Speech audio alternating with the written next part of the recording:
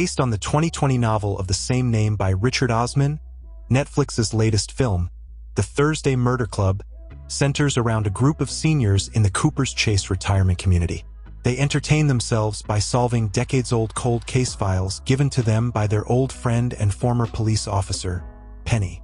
The group of friends, who call themselves the Thursday Murder Club, is led by MI6 retiree Elizabeth, Helen Mirren, and includes Ron, Pierce Brosnan, Ibrahim, Ben Kingsley, and a new resident in the community, Joyce, Celia Imrie. The movie is full of unexpected twists, turns, red herrings, and surprises, creating a seriously fun whodunit. But with so many questions and plot twists, many viewers might be left wondering how the film ends and who the killer or killers might be.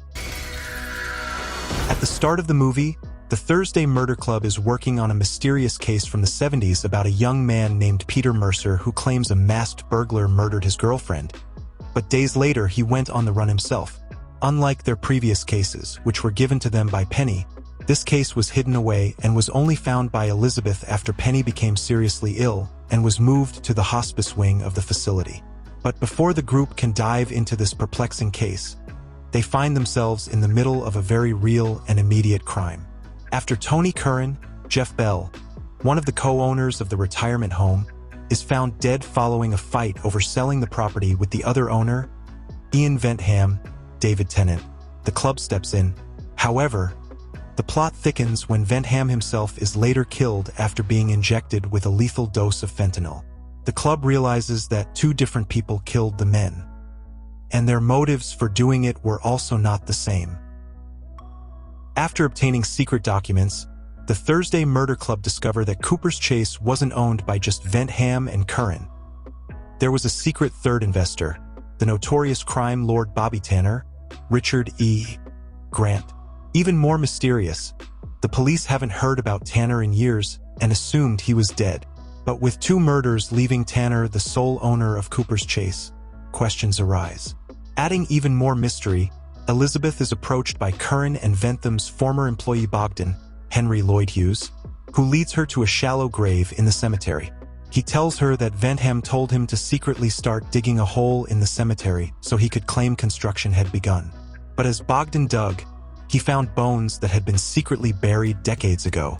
Now, with 3 dead bodies, Elizabeth thinks the mysterious Bobby Tanner is probably a link to them all. She manages to track him down and discovers he now runs a floral shop and goes by the name Derek Ward.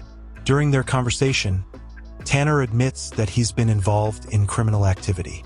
He and Curran run an illegal, undocumented worker racketeering operation. They find desperate men in Eastern Europe and offer them jobs in the United Kingdom. Once the men arrive, they take their passports, forcing them to never leave the country, and then give them jobs with illegally low pay.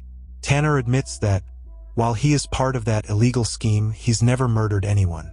But from that conversation, Elizabeth now has a prime suspect for who killed Curran.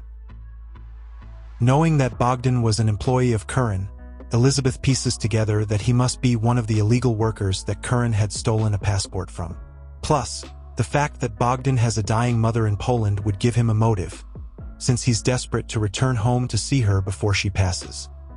Elizabeth confronts Bogdan, who confesses to the murder but also reveals he didn't mean to kill Curran. Bogdan says he went to Curran's house to get his passport, and a fight ensued. Bogdan had to defend himself and accidentally killed Curran in the process. After solving Curran's murder, Elizabeth and the Thursday Murder Club go back to reviewing their original cold case file from the 70s, where Peter Mercer vanished after his girlfriend was murdered. After reviewing the old police photos more closely, Elizabeth realizes her friend Penny looks furious in all of them. The case files also say that all the cops believed Mercer's story, except Penny, who tried to get the force to question him further. Elizabeth thinks she might now know why Mercer mysteriously vanished and where his body might be. The club goes to the hospice wing, where Penny's husband John is reading to her while she's unconscious and bedbound. The group confronts John, bringing up that the bones Bogdan accidentally found in the cemetery likely belonged to Mercer, and that such a conclusion ties up all the other loose ends. Elizabeth states that since Penny knew Mercer was guilty, she killed him, knowing that otherwise he'd walk free despite being a murderer. Furthermore, she surmises that John likely helped Penny bury the body to keep it a secret, which also explains the murder of Ventham. If Ventham began digging up the cemetery to develop it, Mercer's body would surely be discovered, thus revealing Penny and John's crime. That gives John a motive to want Ventham dead. Furthermore, because of Penny's condition, John has access to fentanyl for her pain, which would explain how Ventham was mysteriously administered a lethal dose at the cemetery. Elizabeth and the rest of the Thursday Murder Club ask John if he and Penny are guilty, and he confesses. After confessing to the murders, John says he understands the club will need to call the authorities, but he asks that the group give him a few moments alone with Penny first, so he can have a final moment of privacy with his wife. John then glances over to a handful of syringes filled with fentanyl he keeps by the nightstand. Elizabeth catches his glance and knows exactly what he's planning.